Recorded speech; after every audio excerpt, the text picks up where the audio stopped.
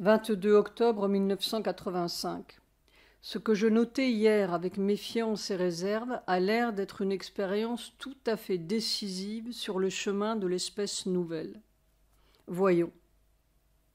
Je crois bien que ce n'est pas une expérience, mais un fait. C'est fait. Ou du moins, ce bout-là est fait. C'est vraiment une espèce de transparence miraculeuse. Il faut voir. Après-midi. Plus rien ne fait la barrière. Une puissance formidable, massive comme une montagne, et pourtant fluide comme un océan. Je ne sais pas comment c'est possible, mais, en lettres capitales, c'est possible. Il n'y a pas de jeu là-dedans. C'est le changement de règne, R majuscule, qui arrive. L'heure de la victoire est proche. Pas une névralgie de toute la journée, rien, ça passe, c'est tout transparent. Soir, les névralgies, c'est concret, Dieu sait. Les vertiges, c'est concret, les difficultés cardiaques, c'est concret, surtout quand on passe toute une nuit à haleter au bord de son lit. Les menaces d'embolie, c'est affreusement concret. Et tout cela, ce n'était rien qu'une cage d'illusions, point d'exclamation. On m'a donné tous les symptômes, irréfutables, les uns après les autres. Toutes les impossibilités et inévitabilités médicales, et ce n'était rien que des illusions. Et toutes les douleurs aussi. Mais si on reste dans la cage, c'est très inévitable et fatal. Il faut guérir de la cage. On ne sort pas par le nirvana, on sort par les cellules du corps. Il y a une matière vraie, un physique vrai, où la mort, les maladies et la douleur n'existent pas, en lettres capitales. Note de bas de page, cela devrait être écrit en sens inverse. La douleur, les maladies, la mort. Je pense à Sri Aurobindo, à qui je demandais obstinément qu'est-ce que ce physique, qu'est-ce qu'on peut faire avec ce truc-là. Et il m'a montré mon dentier avec 4 fausses dents sur le rebord de mon lavabo. On a l'habitude de penser que ce physique est un physique subtil, mais c'est un physique matériel, en lettres capitales. La preuve, c'est que je suis encore dans ma peau, point d'exclamation entre parenthèses. C'est-à-dire que c'était subtil. Et Sri Aurobindo l'a fait devenir matériel. Pour un poisson, l'air au soleil est une sorte de physique subtile. Et puis un jour, ce n'est plus subtil, c'est là. Deux mondes séparés par une couche transparente et un peu névralgique. L'air divin est là. « 23 octobre 1985. Comme hier. Et plus. C'est tout à fait fou. C'est comme de tremper dans une mer de plomb. Une mer qui passe à travers tout le corps. Il reste une certaine difficulté dans les épaules et un point sensible à la base de la colonne vertébrale, mais pas de névralgie. On ne sait pas où tout cela conduit. 24 octobre 1985. S'il n'y avait pas cette action purement mécanique, ce serait tout à fait sans espoir. Toute la psychologie humaine, du haut en bas, un jour ou l'autre, se retourne contre elle-même. Elle lutte pour, jusqu'au jour où elle utilise la même énergie pour lutter contre. Ce matin, j'ai dû parler d'Auroville, et ma sciatique est devenue enragée, et redevenue enragée. Soit, chaque fois que l'on croit avoir fait un pas en avant, on reçoit un contre-coup si violent. Qu'est-ce qu'un petit être dans ce tourbillon de force géante et inlassable? 25 octobre 1985. Comment se fait-il que les morts, entre guillemets, aient encore le droit de venir jeter sur nous leur vilaine toile d'araignée? On n'en sortira donc jamais. On est piégé de tous les côtés. C'est toujours ce problème de la cruauté qui me hante. Pourquoi? Quelle raison au monde et dans tous les univers? Je peux tout comprendre et je comprends tout. Mais ça. Nuit du 25-26 octobre, vision. Encore vu des bêtes ignobles cette nuit. Ce n'est pas voir comme un tableau, c'est être en contact. Je ne sais pas où est le bout de tout cela. C'est comme les galeries de rats, on dirait que la terre entière est minée. Sur quoi leurs computers sont-ils posés? Alors je comprends tellement, oh tellement, l'enjeu terrible. Elle doit traverser seule un périlleux pont du temps, où tout est gagné, où tout est perdu pour l'homme. À l'écart, sur un bord silencieux, désespéré, seule avec elle-même et la mort et la destinée, quand l'être doit finir, ou la vie reconstruire sa base. Savitri, 6, 2, 522. Et sur quoi leurs temples sont-ils posés? De quoi rêvent-ils à Auroville? Plus on s'enfonce, plus il en sort. Il ne faut plus avoir une larme dans le corps pour faire ce travail. Après-midi. La matière que nous connaissons, un bloc de granit par exemple, a l'air creuse, poreuse, pleine de trous et sèche à côté de cette masse, en lettres capitales, de puissance compacte.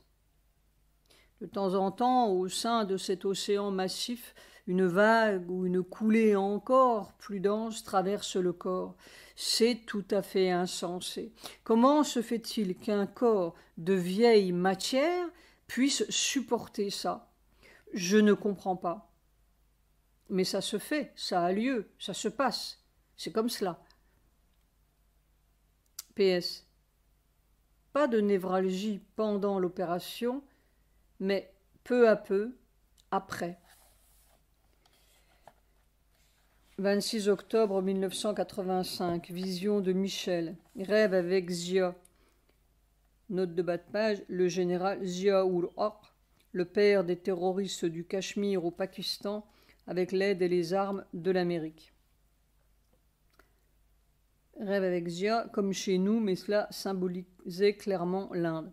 Il y a un arbre et une des branches lui sert de point d'accès ou d'entrée. Ma réaction, comme un Indien, égale de répugnance. Comme s'il y avait un traître en Inde, point d'interrogation. 27 octobre 1985. Je suis en train de faire une découverte dangereuse. Je crois savoir exactement en quoi consiste cette couche invisible. C'est très difficile à décoller sans devenir fou. C'est le lieu même du pouvoir tantrique dans la matière. C'est l'outil de leur vilaine magie. C'est peut-être l'outil même de la sale magie qui a entortillé l'espèce humaine. Je ne veux pas en dire plus jusqu'à ce que tout soit éclairci. Je comprends maintenant pourquoi ce tantrique est revenu l'autre nuit. C'est un pouvoir formidable et qui n'a l'air de rien en italique. On vit avec lui constamment sans s'en apercevoir. Et je comprends bien finalement pourquoi j'ai refusé ce mantra tantrique il y a 4 ans. Autant tomber directement dans le piège de l'ennemi. Mais vraiment, chaque découverte se paie très cher. D'ailleurs, je suis seulement en train de découvrir. Il faut avoir beaucoup de bonne volonté pour ne pas mourir de peine. 29 octobre 1985. Je ne comprends pas très bien ce qui se passe. C'est un état physique qui semble très proche de la mort. On ne sait pas à quoi ça tient. Même les névralgies disparaissent. Mais une conscience très aiguë, en mouvement, sans mouvement. Aucune peur. Soir. Névralgie, toute voile dehors. 30 octobre 1985. On reçoit de telles claques et démentis qu'il vaudrait mieux ne plus rien dire. J'ai 62 ans aujourd'hui. J'aime Sri Aurobindo et j'aime Mère. C'est la seule chose sans démenti. 31 octobre 1985. Audition.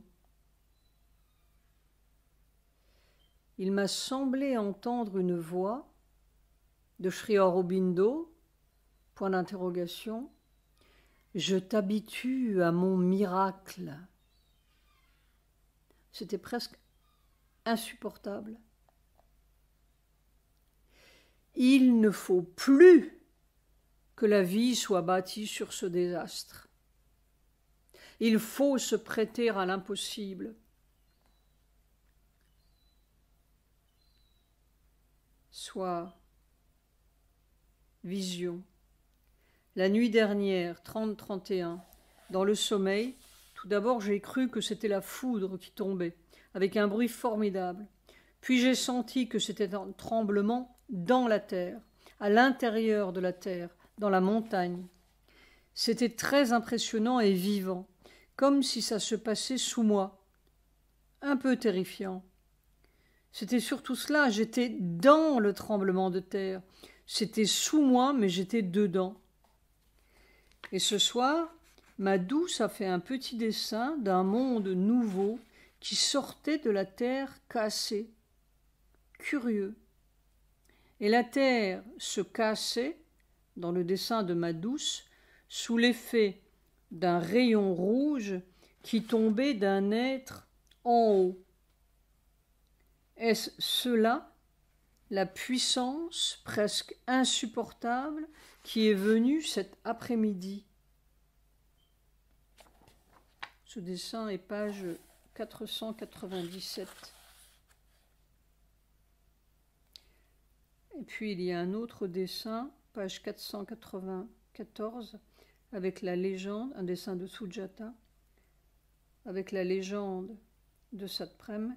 J'ai 6023 ans aujourd'hui et j'émerge à l'air libre sous mon vieux scaphandre de bigorneau mental. 2 novembre 1985. Je ne sais plus quoi faire. Je persiste, mais... 4 novembre 1985. Ils doivent certainement m'habituer à un miracle, parce que autrement ce serait tout à fait insupportable et mortellement dangereux. Ça a l'air d'être un miracle progressif. Soit vision de Sujata. Sujata a vu Kali, noir argenté, très immobile, les cheveux défaits, d'une extrême beauté. Elle regardait droit devant elle avec une certitude. Elle infusait dans la terre un rayon de lumière verte. J'ai tellement mal. C'est une espèce de rage méchante dans tous ses nerfs, comme une embuscade dans la nuit. Et on est là, impuissant. Avec cette puissance, P majuscule, formidable. Vision. Cette nuit du 3 au 4, j'ai vu quelque chose que je ne comprends pas bien. Je voyais une très grande excavation dans la terre, pas de la terre noire, cela avait plutôt la couleur de la glaise, un peu crème.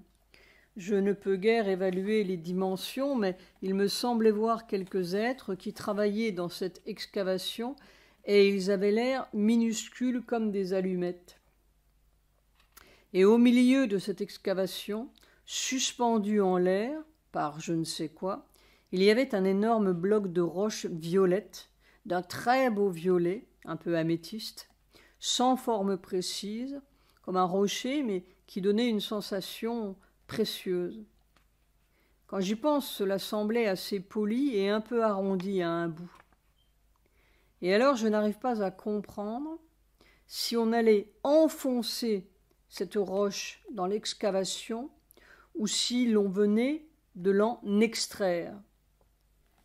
Un violet qui avait quelque chose de superbe. Cela devait bien peser quelques tonnes, point d'exclamation entre parenthèses. 5 novembre 1985. C'est comme si tout l'être physique était extirpé de force hors du corps. Une sorte de super-foi corporelle fait que l'on ne croit pas à la mort, mais c'est tout comme sur le chemin.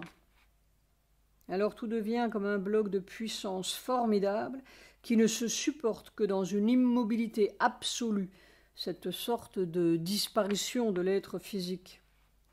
Là-dedans, les névralgies sont comme noyées. On est tout noyé dans cette formidable puissance, ou extirpé, je ne sais pas. Mais on est parfaitement et physiquement hyper conscient. Seulement cela ne semble plus la vieille perception de l'être physique habituel. C'est peut-être cela qui donne l'impression que c'est tout comme la mort ou sur le chemin.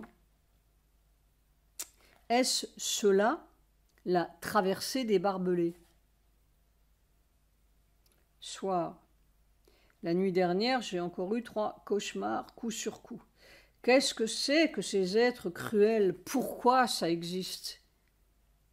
La nuit d'avant, c'était un être qui essayait de fusiller Sujata avec un rifle. C'est Sujata qui a vu. Vu, c'est une façon de dire. Avez-vous vu les camps de concentration? En fait, il n'y a pas à chercher la transformation. Il y a à implorer la grâce pour que cette cruauté disparaisse de la terre. Et il n'y a pas à se tromper. J'ai vu cette cruauté en tout petit chez ces petits Français de clients de mon frère Pierrot lorsque je suis allé à Paris en 1983. C'est partout en lettres capitales. Mais ils n'ont pas tous les moyens. C'est tout. 6 novembre 1985.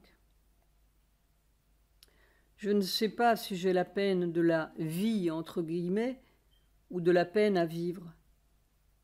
On dirait que tout en moi est démantelé. S'il n'y avait pas la foi au fond, ce serait une besogne dégoûtante. Mais c'est logique. 7 novembre 1985. J'essaie une nouvelle stratégie. Depuis des mois, je joue à cache-cache avec ces névralgies. Elle gagne, grimpe le long de la jambe, dans la cuisse, le bassin, puis les épaules, etc. Enfin, c'est le vieux jeu. Je change de position, ajoute ou retranche un coussin, ou bien je nie ces névralgies, et je nie, mais finalement cela devient de plus en plus criant. Et puis toujours cette sorte de question, est-ce que cela ne va pas arriver au point irréparable et à l'infirmité? C'est le vieux jeu de cache-cache. Quelquefois j'arrive à ignorer tout à fait les névralgies, même si elles ne m'ignorent pas. Quelquefois on dirait qu'elles sont noyées dans cette puissance et que l'on passe au travers. Mais finalement, par un moyen ou un autre, on essaie d'ignorer la névralgie, de la nier ou de l'améliorer avec quelques trucs ou de l'apprivoiser. On la refuse. Et puis ce matin, je me suis dit, ou j'ai compris ceci. Tant que l'on est dans le camp de concentration, les vieux chagrins donneront leur note de chagrin. Les vieux souvenirs donneront leur note peinante. Les vieilles blessures donneront leur note blessante et, naturellement, entre guillemets, les vieilles névralgies donneront leur note névralgique. Il n'y a pas à la nier, la refuser, l'enfermer dans un coin de l'être. Ça fait partie du camp de concentration. Ça donnera sempiternellement les mêmes notes, comme le piano, le violon ou le système nerveux. C'est tout le système concentrationnaire. Alors, j'ai décidé de ne plus jouer à cache-cache avec mes peines, mes blessures, mes névralgies et mes souvenirs. C'est là. Je ne change plus de position ni de coussin. Rien n'améliore, entre guillemets. Et de toutes mes forces, de toute ma foi, de toute ma prière, quelle que soit la peine, la blessure, le chagrin, la névralgie, je tends, en lettres capitales, à sortir de ce camp de concentration. Laissons les vieilles blessures blessées, les vieux chagrins chagrinés, les vieilles névralgies s'aiguiser et se raidir, elles font leur métier. C'est le vieux camp de concentration qui est ainsi. Mais moi, je sors, quelles que soient les déchirures au passage. Voilà tout.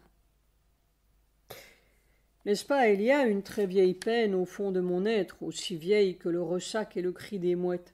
J'ai voulu et voulu enfermer cela dans un coin, nier ma peine, apprivoiser ma peine, prier et prier, mais c'est là. Il n'y a pas à jouer à cache-cache avec. Il faut sortir de tout le système. Et si je meurs, au moins j'aurai essayé. Je me souviens de Sujata me racontant la mort de sa mère et comme on l'emportait dans le Gange, en même temps que les images de Durga, c'était le Durga Puja. 54 ans après, il y avait encore cette note de peine dans la voix de Sujata. 540 ans après et 5400 ans après, il y aura cette note de peine. Il faut sortir de tout le système pénitentiaire. Il n'y a pas à espérer que ça va s'améliorer, s'adoucir, s'estomper, guérir. On ne guérit pas de la mort, on en sort. Alors, mes névralgies ne vont pas s'améliorer. J'en sortirai, en lettres capitales, ou pas. Mais si j'en sors, ce sera pour les millénaires à venir et dans une espèce nouvelle, en lettres capitales. Je ne renaîtrai plus avec la vieille note de peine. Il faut faire, en lettres capitales, un trou pour l'espèce. Soit le corps crie « Pourquoi cette barrière ? Je ne demande qu'à fondre dans cette puissance. » Fondre en lettres capitales. J'aimerais ne plus avoir mal. On sent qu'elle peut tout délivrer, et ça résiste. C'est absurde. 8 novembre 1985. Il y a une expérience qui semble se répéter de plus en plus souvent. C'est un état de transparence physique qui semble résulter d'une immobilité matérielle complète. rien ne bouge, même les névralgies semblent comme un souvenir plutôt que comme une réalité. Et alors, dans cette immobilité ou cette transparence, quelque chose change. C'est vraiment un autre état. C'est très voisin de la mort, mais avec une conscience aiguë. C'est tellement transparent et immobile que c'est comme rien, et pourtant, c'est plein d'une puissance formidable, mais inappréciable parce qu'il n'y a rien pour la mesurer, rien qui frotte ou qui peine ou qui arrête. Mais si par hasard je lève mon bras pour regarder l'heure, alors cela fait une telle rupture de courant, ou dans le courant, que cela devient tout à coup comme prêt à éclater. Tout d'un coup, on s'aperçoit du courant. On a l'impression que cet état-là est une clé de quelque chose d'autre, mais on ne sait pas très bien quoi. C'est peut-être la sortie du système humain. Tout d'un coup, je me rappelle mère. Rien vous ferait perdre le contact. Note de bas de page, agenda 7, 9 mars 1966, page 62. Et c'est cela, c'est très voisin de la mort, comme si ça, ou on, ou le corps, ne tenait plus à rien, ou par rien, qu'une espèce de fil. Et pourtant, ce n'est pas un état de conscience, ni toutes ces histoires, c'est un état physique. Mais alors, il n'y a rien qui arrête, ou rien qui englobe ou qui enferme. Oui, peut-être, on n'est plus dans la toile d'araignée. Comme si les névralgies étaient de l'autre côté, du vieux côté. Et ce n'est pas un état qui dure 3 minutes. Ce matin, c'était pendant 1h40 sans désemparer une seconde.